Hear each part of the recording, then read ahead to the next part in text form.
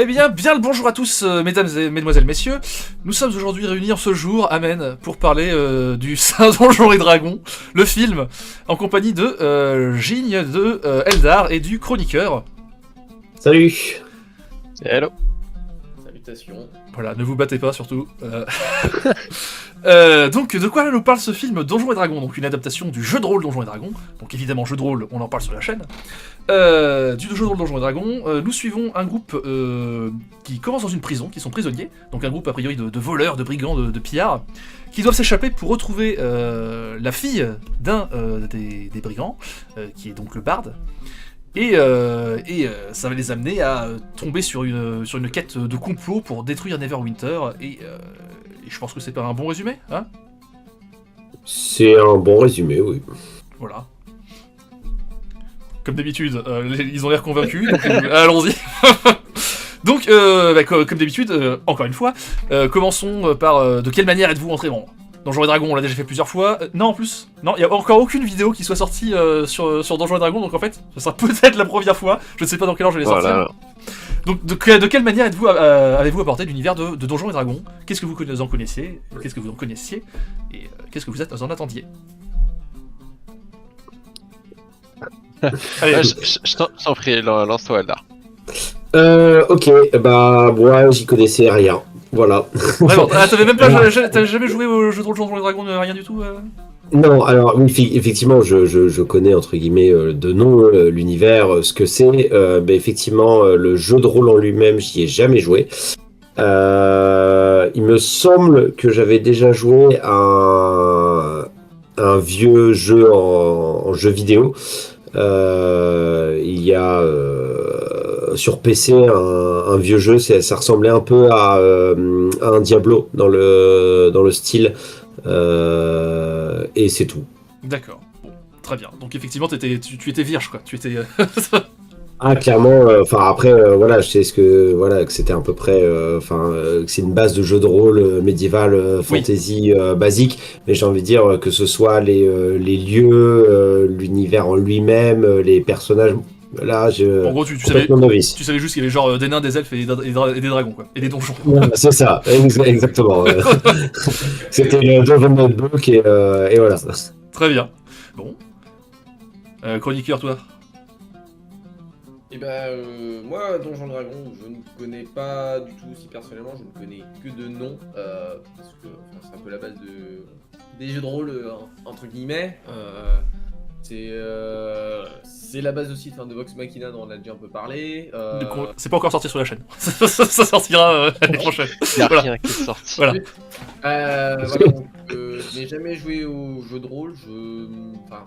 Pareil, je peux pas dire que j'ai joué à un jeu vidéo, même si, beaucoup de jeux vidéo, sont un peu adaptés. Le World of Warcraft, le Donjon Delve.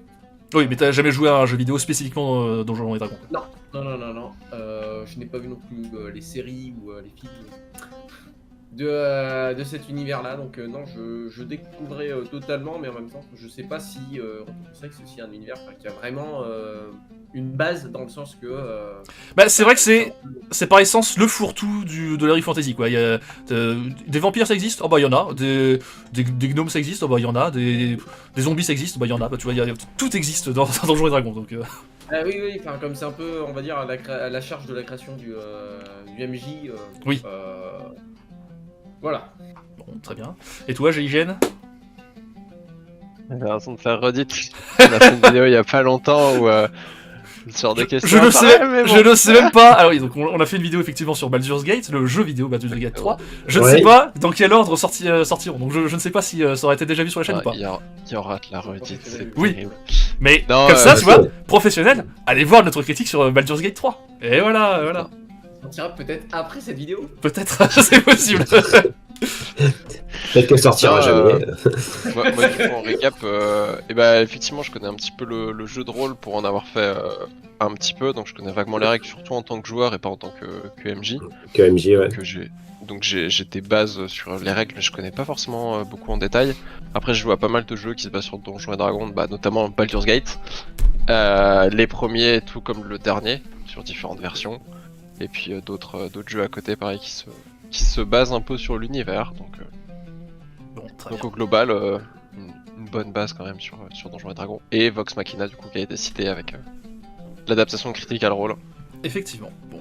Qui, D'ailleurs, clairement tu dis pas de bêtises, il y a des références, ils font aux portes de Baldur dans le film au moment, non?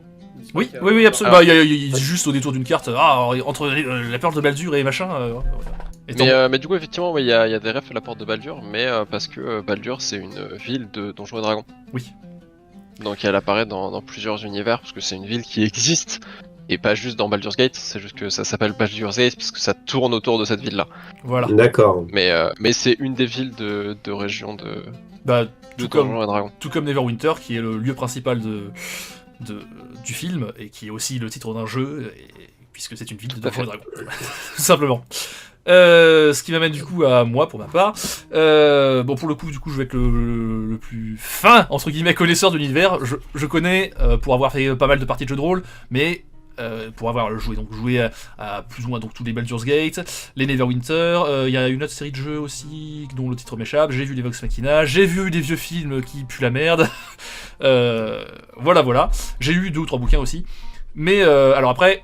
Connaître l'univers de Donjons et Dragons, c'est vite dit parce que l'univers est tellement vaste, c'est rempli de tout ce qu'il est possible de remplir de l'Heroic Fantasy, quoi. C'est ce que je disais juste avant. S'il existe un truc dans l'Heroic Fantasy, ça existe dans Donjons et Dragons, ils l'ont rempli dedans, ils l'ont bourré dedans au chausse-pied s'il faut. Donc c'est vite dit connaître l'univers, quoi. C'est un truc caricatural d'Heroic Fantasy, c'est dedans, voilà. Donc à partir de là, comment entendez-vous le film? Moi, j'attendais en demi-teinte, c'est-à-dire je me disais, bon, ça a l'air d'être un peu un film comme il y en a beaucoup aujourd'hui, avec des petites touches d'humour par-ci par-là. Est-ce que ça va être bien adapté? Je sais pas trop. Les anciens films puent un peu la merde. Mais bon, avec quand même une certaine envie, parce que c'est Donjons et Dragons, quoi. Moi, j'en attendais rien. Ça, oui, ça, voilà. Non, mais effectivement, comme j'ai pas d'attache particulière ni de connaissance aucune sur l'univers, j'en attendais par rapport à la fidélité strictement rien, puisque de toute façon, je m'attendais juste à, on va dire, un bon film de divertissement sur voilà, une aventure heroic fantasy. Effectivement, au niveau des BA, ça avait l'air d'être quand même pas mal appuyé sur l'humour. Et voilà, donc j'en attendais un bon film de divertissement. Ne vous battez pas sur ça. Moi au début, j'en m'attendais pas grand chose parce que Donjons et Dragons, c'est pas un de mes univers, on va dire, de prédilection. Ça me disait sans plus, puis je m'attendais en plus à encore un univers que des scénaristes d'Hollywood prenaient sans vraiment comprendre Oui. que c'était. Mais c'est après coup, il y a eu énormément de bons retours de la part de gens qui s'y attendaient pas, et notamment des joueurs de jeux de rôle et tout on va dire la geekosphère, et qui m'ont conseillé d'aller le voir, et effectivement je n'ai pas été déçu. Ouais, c'est un petit peu aussi comme ça que ça s'est passé, c'est-à-dire que ayant connaissance des anciens films et sachant que les films Donjons et Dragons n'avaient souvent pas énormément bonne réputation. C'est un euphémisme, oui. Voilà, c'est-à-dire qu'il y avait quand même un gros passif sur les films Donjons et Dragons, plus les premières bandes annonces qui avaient l'air à la fois assez bien, mais du coup, comme disait Eldar, beaucoup appuyé sur les blagues. Et ma grosse crainte, c'était que. Ouais, d'avoir un film. Soit lourd. D'avoir un film à la Marvel, quoi. Ouais, voilà. Ouais. Même pas à la Marvel, parce que limite, Marvel, tu vois, ça se regarde, c'est gentil, il y a des petites vannes, et il y a de l'action. Même si tout le scénario est couru d'avance, ça se déroule et tu le regardes tranquillement sans réfléchir. Là, j'avais plutôt peur d'un film, justement, qui prenne plus du tout au sérieux, que ça soit que de la blague, et ou alors, au contraire, que les seuls trucs bien, ça soit la bande-annonce. Oui, c'est vrai que c'est possible. Oui. Voilà, et qu'ils aient mis toutes les bonnes blagues dans la bande-annonce et que tout le reste c'est vraiment de la merde. Donc ça, c'était plus ma grosse crainte. Donc je suis allé le voir assez tard, je crois, le film. J'ai été le voir quasiment sur la fin, il était quasiment plus en salle, de mémoire. Mais du coup, comme j'en avais entendu énormément de bons retours, j'ai quand même été le voir. Et pour le coup, c'était plutôt une très bonne surprise, puisque... c'est ce qui nous amène effectivement en rapidement. Qu'en avez-vous pensé? Donc vas-y, finis. Bah du coup, très bonne surprise. J'ai énormément apprécié le film, beaucoup de références. Et ce que j'ai le plus apprécié, et je pense qu'on le détaillera après, c'est que il était à la fois accessible au grand public. Oui. C'est-à-dire que tu n'avais pas besoin des références pour suivre le film. Et en même temps, t'avais énormément de clins d'œil pour ceux qui connaissaient. Je l'oppose par exemple au film Ready Player One, que Oui. je Oui. trouvais très cool. Mais pour quelqu'un qui a pas les refs, tu sais qu'il y a un truc toutes les 2 phrases et tu comprends que dalle. Et je pense que c'est carrément chiant. Parce que moi, il y a des passages où j'avais pas forcément tous les refs et t'es là, ok, je sens qu'ils ont foutu ça pour une ref, mais Oui. je l'ai pas et du coup, ça a aucun sens. Là, c'était plutôt des refs qui avaient du sens et qui étaient. Oui, mais en c'est fait- cool si tu l'avais, mais si tu l'as pas, t'as l'impression de manquer un truc. En fait, comment dire, t'as l'impression d'avoir un univers indépendant, je veux dire concret, qui se tient tout seul dans le film sans avoir besoin Ouais, de. c'est ça. Ouais. Il est suffisamment développé pour que quelqu'un de complètement néophyte puisse le comprendre et suffisamment avancé dans les détails pour que quelqu'un qui connaît l'univers puisse apprécier. Et là-dessus, je l'ai trouvé très bien équilibré. Du coup, comme j'ai dit juste avant, moi j'ai aussi, je n'ai pas été déçu, j'ai bien apprécié. En termes de film, je trouvais que le scénario se tenait tout à fait. D'ailleurs, toutes les scènes sont utiles, il n'y a aucune scène inutile. Ça s'enchaîne bien, ça se regarde bien, effectivement, grand public, mais aussi amateur de jeux de rôle. Franchement, ça pourrait tout à fait se tenir en jeu de rôle. Puis oui, c'est un film d'heroic fantasy. Moi, c'est ce que j'aime, donc j'ai pas été déçu. Et puis c'est du jeu de rôle aussi, que j'aime bien avec le côté humour et baston, qui est agréable. Là, du coup, ça se prêtait très bien en film et ça a été très bien réalisé. Eldar. Bah du coup moi j'en attendais rien à part un bon film de divertissement et ça a été le cas, j'ai passé c'était un bon divertissement, j'ai passé un bon moment, j'ai trouvé effectivement le rythme très bon, le rythme du film, voilà ça s'arrête pas, on s'ennuie pas, ça enchaîne effectivement les différents lieux, les différentes entre guillemets intrigues et sous-intrigues, tout s'enchaîne assez fluidement. Les vannes justement, puisqu'on parlait, on voyait que ça avait l'air d'être appuyé sur l'humour, mais pas que les vannes, entre guillemets, les moments drôles dans le film sont très bien placés, je trouve, sont vraiment très drôles. J'ai eu notamment un moment, presque un fou rire, quand il fait l'illusion, Oui, du quand il jeu. fait le sortilège d'illusion qui foire, je m'y attendais pas honnêtement, et pour le coup, je trouvais ça vraiment très drôle. Le dragon obèse, c'était bien trouvé. Enfin, voilà, il y avait vraiment quand même, je trouve, des moments très drôles. Les effets spéciaux sont pas dégueulasses. C'est pas les meilleurs Ouais, on effets l'a- spéciaux du monde, mais sont pas dégueulasses du tout. Et voilà, les petits caméos, les clins d'œil. Ouais, c'était un film bien fait, en fait, bien construit.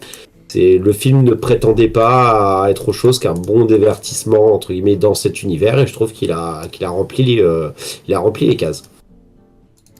Ouais, donc du coup, on va avoir un avis assez homogène, puisque pareil, j'ai beaucoup aimé aussi, très drôle, même vraiment très très drôle. Je trouve que c'est un truc vraiment à noter, parce que pareil, j'ai vraiment eu des scènes qui m'ont vraiment arraché un vrai rire bien sincère, bien gras. Tu sais, il y a d'autres films qui sont comiques, mais c'est plus des soufflements de nez que là c'est Oui, vraiment. Oui, là, oui, tout à fait. Ouais. là, effectivement, la scène de l'illusion est tordante, le dragon obèse est tordante. Même les trucs, comment dire, qui sont censés être marrants parce que entre guillemets un peu sérieux, genre le paladin qui est extrêmement loyal bon, genre oui, je sauve la veuve et l'orphelin, oui, tu vois, même là c'est drôle. Mais en plus de ça, ce qui va rejoindre ce que disait GIGN, c'est que c'est très drôle, mais ça reste épique. C'est pas comme Marvel où t'as des scènes sérieuses, et puis à la fin de la scène sérieuse, oh, petite blague pour désamorcer ces trucs. Non, là c'est vraiment, t'as les scènes bien épiques, bien sérieuses, avec le scénario qui se développe, et à côté de ça, il y a des scènes de blagues qui ne font pas tâche et qui ne te sortent pas de la scène, quoi, et qui restent très drôles pourtant. Mais comment dire, les scènes, j'allais dire émouvantes, c'est peut-être pas à ce point, mais comment dire, les scènes qui sont censées être sérieuses sont sérieuses sans que ça te sorte du truc, quoi. Oui. Et je trouve qu'en fait le film est très comparable ça a sans doute déjà été dit plein de fois, est très comparable aux Gardiens de la Galaxie, mais vraiment que les Gardiens de la Galaxie, pas au reste de Marvel, quoi. Vraiment, t'as dans le sens où le film est bien fait, il y a l'humour qui va avec. Voilà.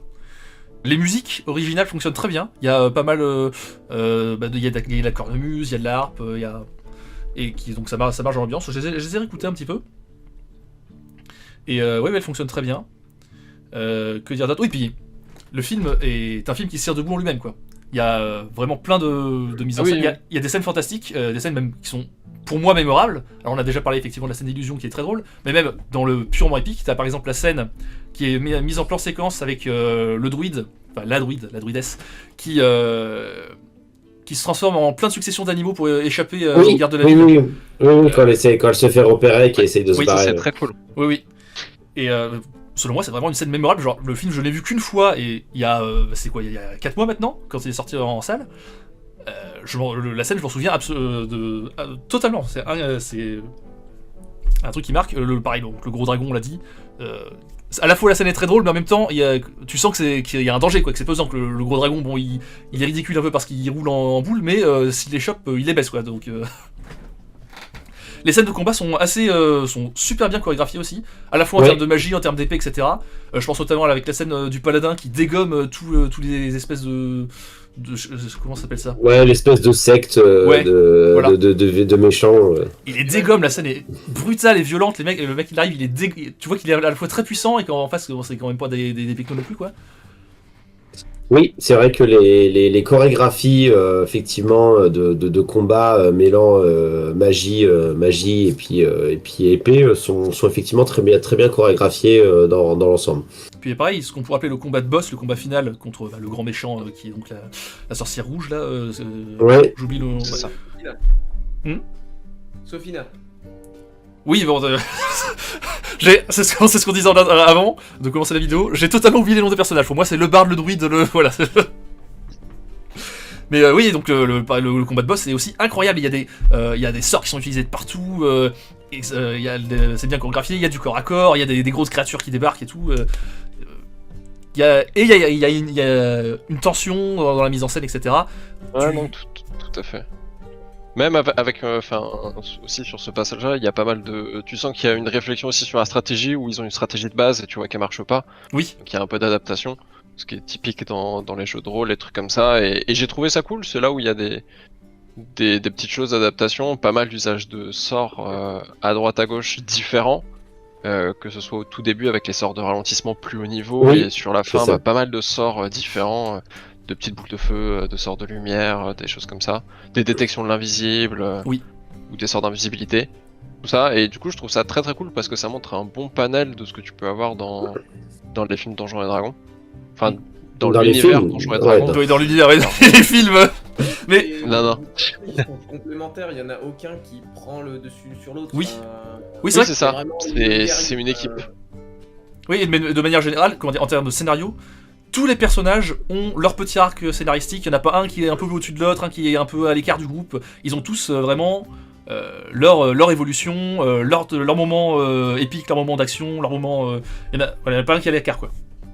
Tout à fait. Ça, c'est un truc que j'ai trouvé très cool aussi. C'est pas non plus parce que c'est arrivé qu'ils fassent des films comme ça, mais c'est pas un film qu'ils ont prévu genre en mode trilogie. Oui. Là, pour le coup, t'as vraiment l'histoire qui tient. Ils peuvent en faire une suite, mais t'as toute l'histoire qui se tient de bout en bout avec une mise en place de chaque personnage. Tu sais d'où ils viennent, tu sais pourquoi ils sont là et pourquoi ils se battent. Et avec la résolution de chaque personnage aussi à la suite, tu les vois évoluer un petit peu au fur et à mesure. Tu comprends qu'il y en a certains qui ont des passés un petit peu plus lourds qui commencent à les rattraper et ça rentre en jeu. Et pareil, du coup, il y a des contacts qui se font parce que tel personnage avait tel contact avant. Je pense notamment au Bard qui fait partie des ménestrels. Tout genre de choses qui viennent rajouter à l'histoire au fur et à mesure. Et du coup, c'est très cool d'avoir aussi chaque bout de personnage qui se rajoute. Ça fait quand même une petite campagne de Donjons et Dragons sur 1h30. Et c'est assez cool. Parce que je crois que le film est pas très long, hein, de mémoire, il dure 1h30 ou à peine 2 non, heures. il dure bien 2 heures facilement quand même. Ah ouais ? Ouais. Bah tu vois, c'est passé très vite. Oui, il passe vite, oui. Il n'y avait aucune scène qui était inutile. Enfin, toutes les scènes apportent quelque chose à l'histoire. Il n'y a pas un moment où je me suis dit, cette scène, elle est en trop, elle est chiante. Enfin, Oui, c'est vrai que même des scènes, des scènes qui pourraient être anecdotiques, genre par exemple la scène où la barbare, donc c'est Olga que t'as dit, c'est ça ? Olga. Olga, ouais. Voilà, qui donc retrouve à un moment une scène de retrouvailles avec un de ses ex, et dans ce genre de scène, il y a beaucoup de films où c'est des scènes inutiles où tu te dis oh c'est large. Là, non, ça apporte vraiment un truc. La scène est bien écrite, ça met un peu de perspective et d'histoire sur le personnage. Et c'est une scène qui dure facilement 1 minute, donc c'est relativement long dans le film. Mais tu te dis pas elle est inutile. Ça apporte vraiment quelque chose au personnage et au développement de ce qui se passe quoi. Ça apporte de l'enjeu quoi entre guillemets. Ouais, et puis tous les personnages ont cette partie-là finalement. Oui. Le scénar de manière générale, j'ai été assez pas impressionné, mais je veux dire, il y a beaucoup de retournements de situation inattendus, beaucoup de trucs bien trouvés. À part peut-être un détail à la fin, il y a aucun moment où je me suis dit oh putain, ça fait 3 heures que j'ai vu venir, c'est bon, faites-le passer quoi. Ouais, mais ça fait vraiment bien partie de jeu de rôle où les joueurs ont un plan de base en se disant bah ça va se passer comme ça. Alors, et ils le disent eux-mêmes, hein, c'est que les plans ça fonctionne jamais comme prévu. Il y a toujours la petite porte qui va gêner, le coffre maudit, la quête secondaire qui était pas prévue pour pouvoir avancer la quête principale. Enfin c'est. Oui, alors il y a ça effectivement, mais c'est pas ça que je voulais dire. Je voulais dire que il y a pas comment dire. Il y a vraiment des retournements de situation intrinsèques au scénario, indépendamment de la partie jeu de rôle. Ça va être par exemple, tu t'attends à ce qu'il y ait une réussite là des des joueurs, bah, ça y est, abus des formations professionnelles, une réussite des personnages, et en fait non, ils vont échouer lamentablement, et tu te dis ah putain, je l'avais pas vu venir ça. Par exemple, quand ils veulent entrer dans le coffre pour la première fois, et ils entrent et c'est vide, tu fais ah putain, je pensais que là ils réussiraient leur casse quoi, par exemple. Oui. Après, ce qui est bien au niveau du scénario, c'est le fait que, en fait, entre guillemets, le méchant principal, au début, n'a strictement aucun lien, aucun rapport avec la quête du héros, qui est juste de retrouver sa fille. Oui. Et en fait, c'est petit à petit, il y a les trucs qui s'imbriquent, qui s'entremêlent pour qu'à la fin, ça donne ça, mais c'est pas vrai, c'est pas une ligne droite. Voilà, il faut faire ça, le méchant il est là, on y va et on le bute quoi. C'est Oui, d'ailleurs, le méchant principal, donc le boss dont on a parlé avant, et en fait, au début, c'est un personnage entre guillemets secondaire, quoi. Tu te dis, il sert ce que tu penses être le méchant principal, et en fait, non, c'est l'inverse. oui, Parfait. oui. Ouais, bah, c'est ce que je dis, le scénariste c'est un MJ tendu. Donc, ouais, tac.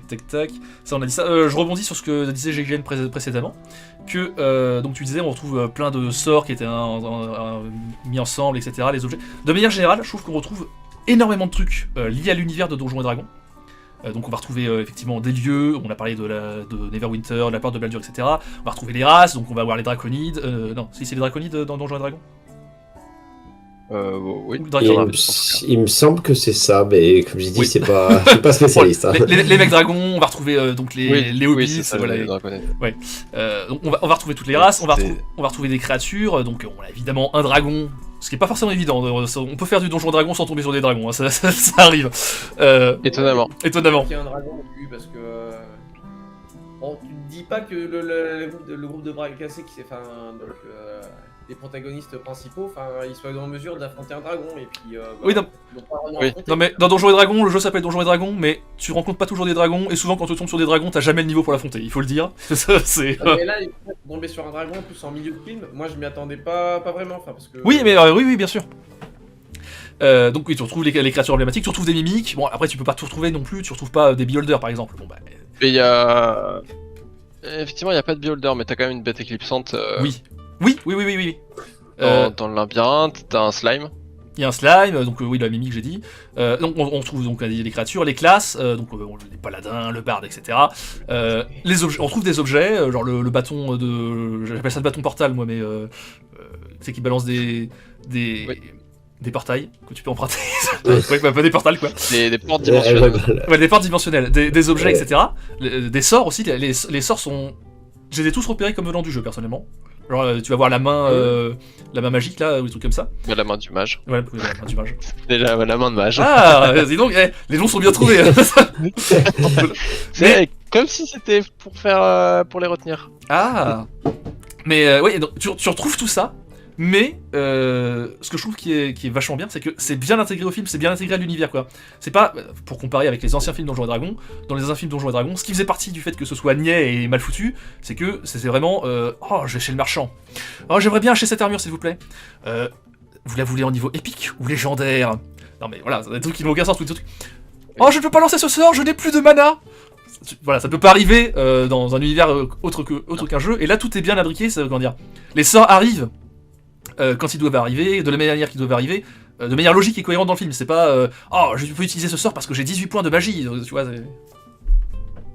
Non, tout à fait, ouais, c'est vraiment fluide dans l'utilisation de la magie. Tout comme l'utilisation de la magie est bien respectée, c'est-à-dire que bah, t'as des mages qui peuvent vraiment lancer des sorts de mages, et t'as les druides qui ont leur sort de druide, et tu te retrouves pas avec n'importe qui lance n'importe quoi. Et ça c'est plutôt cool aussi. Puis ils auraient très bien pu faire des micmacs avec des gens qui lancent des sorts auxquels potentiellement ils ont pas accès. Après, dans Donjons et Dragons, il y a du biclassé. Mais bon, ça aurait été que.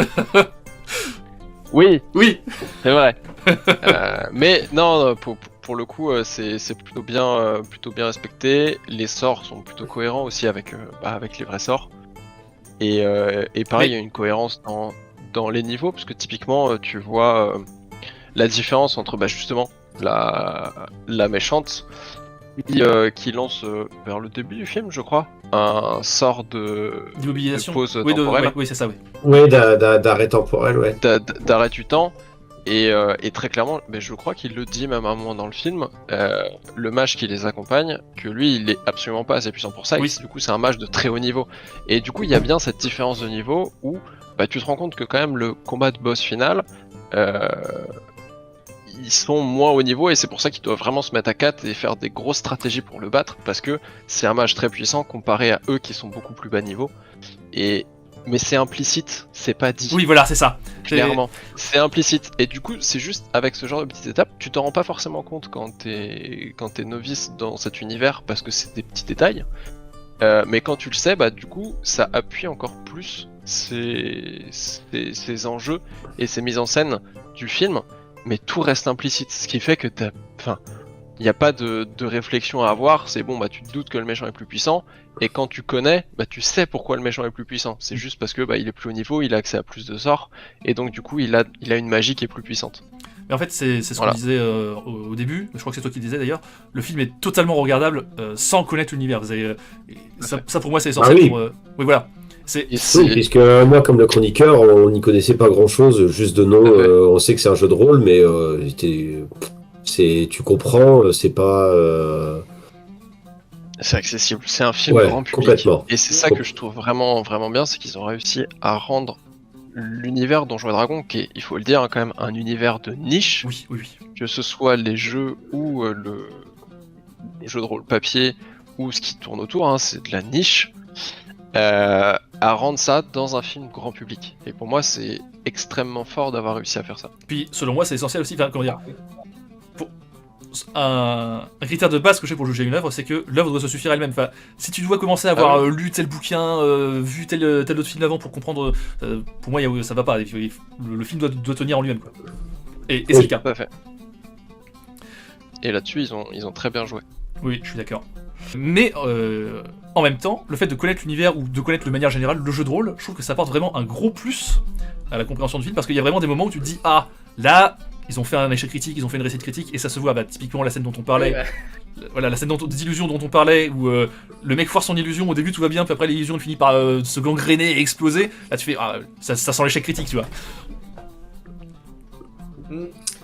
C'est sûr que pour des gens qui ne connaissent pas le jeu de rôle, moi je reviens un peu sur les personnages. Les personnages ils sont un petit peu comme stéréotypés de ce qu'on attend. La barbare c'est une barbare, le barde il passe son temps à discuter, il essaie de. Il sert à rien. Non, il sert pas à rien, mais il fait vraiment.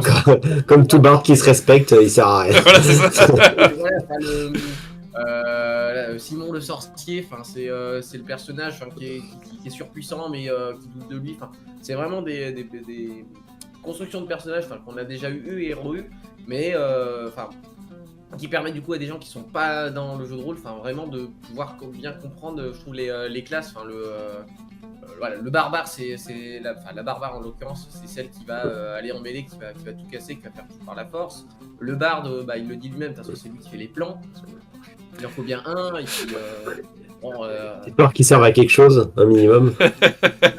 la druidesse, c'est pareil, donc le côté un peu sociable des gens qui vivent dans la forêt, mais avec là, ça se voit bien aussi. Enfin, Puis tout le côté. la druidesse, c'est aussi l'archétype du personnage qui est saulé par le fait que les autres soient nuls à chier. Oui. Puis, Oui. enfin, même le paladin, effectivement, enfin, tu disais tout à l'heure, le loyal bon, enfin, c'est des stéréotypes de personnages, mais du coup, enfin, pour des néophytes qui s'y prêtent très bien et qui permettent de comprendre justement enfin, les classes et etc. Mais- Et, enfin, Justement, c'est ce qu'on disait avant, c'est que c'est bien, quoi, c'est pas. quand tu connais pas le jeu de rôle, je pense que tu comprends, même pas en termes de classe, tu comprends juste en termes d'archétype de personnage, quoi. Oui, bah c'est ça qui. Enfin, c'est des stéréotypes, mais du coup qui fonctionnent très bien, je trouve, dans ce film. Enfin, c'est pas. Bon, je me suis fait comprendre, donc c'est l'essentiel, quoi. C'est l'essentiel.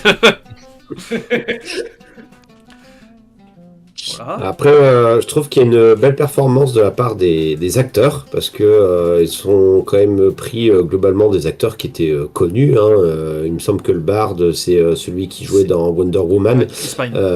Voilà, Chris Pine. T'as Michelle Rodriguez, t'as Bradley Cooper qui fait un caméo, Il y a eu Grant, t'as méchant. Hugh Grant en méchant. Ils sont quand même allés chercher, tu vois, des bons acteurs sur un film entre guillemets de niche justement. Et je trouve qu'ils ont tous bien rempli leur rôle. Oui, Ils sont bien rentrés dans les personnages. Tu vois, entre guillemets, tu vois que c'est pas tellement que le film ne se prend pas au sérieux, mais c'est que tu vois que c'est un univers où chacun a son rôle. Et le barbare, bah, c'est un barbare. Le bard, c'est un beau parleur. Et chacun, effectivement, est bien rentré dans son rôle et cohérent et crédible dans son rôle, quoi. Oui, ils se sont tous bien pris au jeu, quoi. Oui. Ouais. Puis même Ouais. de jeunes acteurs, quoi. Il y a des vieux et des jeunes. Enfin, c'est, Oui.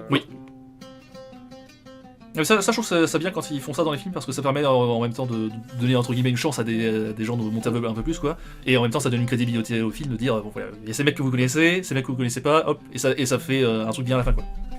Oui, et puis enfin, ce qu'on disait tout à l'heure, en plus, enfin, la répartition des personnages, elle est bien répartie. Enfin, c'est pas justement les acteurs vedettes qui sont mis en avant tout le temps. C'est Oui. même les jeunes, du coup, ils sont mis en avant parce qu'ils ont leur part dans le film et leur importance. Après, c'est des jeunes qu'on a déjà vu dans c'est Simon le magicien que tu m'as dit. C'est Oui. c'est celui qui joue dans Pokémon Pikachu aussi, donc c'est quand même une grosse. Ah Pokémon oui, Pikachu, c'est vrai, oui. c'est vrai. Détective Pikachu. Détective Pikachu, oui, oui, c'est vrai. Pokémon Pikachu, Pikachu. Ah, ça marche. mais- C'est vrai. c'est vrai. Factuellement, voilà, c'est vrai. Factuellement, c'est vrai. Voilà, on est d'accord. On se voit bien. Actuellement, il n'y a pas mal. Ouais, oui, c'est vrai. Mais ouais, mais effectivement, même comme je dis, hein, le caméo de Bradley Cooper, tu t'y attends absolument pas. Tu vois que en plus, on lui a vraiment donné un rôle de con, tu vois, et tu vois qui fait son petit caméo, c'est drôle, quoi. Et je crois qu'il est même pas crédité au générique. Ah ouais? Ouais, je crois. Faudra vérifier, mais je crois bien. Tac. Que dire d'autre? Et si, bah, dernier point qu'on peut aborder, enfin en tout cas dernier point je sais pas, mais point qu'on peut aborder c'est parce qu'on est sur les caméos, les petits caméos aussi notamment de JDG et de Seb. Oui. Et c'est sur pas les seuls, je crois sur les tout à voix fait. des squelettes. Oui, Quand c'est ça. ils ont annoncé à la base des caméos justement de youtubeurs et des trucs comme ça, moi perso j'ai eu un peu peur. Oui. Parce que on va pas se mentir, des rôles donnés à des youtubeurs, il y en a qui s'en sortent bien, mais c'est Oui, pas leur métier de base. Et ça se voit. Et du coup souvent, voilà, ça se voit. Mais là, pour Et, le coup, c'est bien fait. Voilà, là pour le coup c'est bien amené parce que c'est des rôles qui sont complètement anecdotiques. Ultra dans une éphémère. scène. Oui. Donc c'est très éphémère. Et du coup, c'était déjà dans une scène qui a une touche d'humour. Et donc, c'est pas grave de pas avoir, disons, un vrai jeu d'acteur à ce moment-là. Et j'ai trouvé ça cool. Non, mais en plus, en vrai, en termes de jeu d'acteur, ils s'en sortent vraiment bien, hein, franchement. Ah oui, non, ils s'en sortent très bien. Mais au-delà de ça, c'était pas forcément une scène grave si. Voilà. oui. Et puis en Voilà. plus, entre guillemets, c'est un squelette mort qui parle, c'est-à-dire que si effectivement le y a qui pas raconte de- c'est pas ultra sérieux, ultra bien fait, bah ça choque pas, c'est un squelette mort qui parle, quoi. Après, Ouais. les Exactement. youtubeurs qu'ils ont pris, donc enfin il y avait effectivement Fred et Al- du joueur du grenier, il y avait aussi AlphaCast. Alpha Cass, ouais. Mais à ce fait. sont des gens enfin aussi qui font. Oui, qui sont dans ce milieu, oui. Ouais, Ils ont- voilà, en studio. Un peu comme justement enfin le groupe de Vox Machina, enfin qui ont du succès en plus en France. Oui, donc ils ont une légitimité, quoi. C'est pas juste ils sont connus, quoi. Oui, Ouais, et voilà. puis entre guillemets, JDG, ils font de l'acting dans chacune de leurs vidéos, donc Ouais, mais là en plus c'est de l'acting, mais puis enfin c'est des univers qu'ils connaissent parce qu'ils font eux-mêmes du jeu de rôle et enfin moi des extraits que j'ai vus, parce qu'ils sont comme allés au Grand Rex et tout tralala, enfin ils y mettent aussi du leur, enfin, dans les costumes et Ah dans oui, la oui. compréhension de leurs personnages, donc enfin c'est pas, je pense que ça leur a fait très plaisir et qu'ils donc ils sont bien appliqués pour, enfin je sais pas, je pense d'ailleurs, enfin ils le disent que enfin ils étaient très contents enfin de le faire. Ouais, même ouais. si le joueur du grenier avait pu dire avant de dire d'aller voir le film, je vais quand même attendre de le voir pour voir s'il est bien, même si j'ai fait mon caméo dedans. Ah oui. Bon, en l'occurrence, il était bien, donc tout va bien.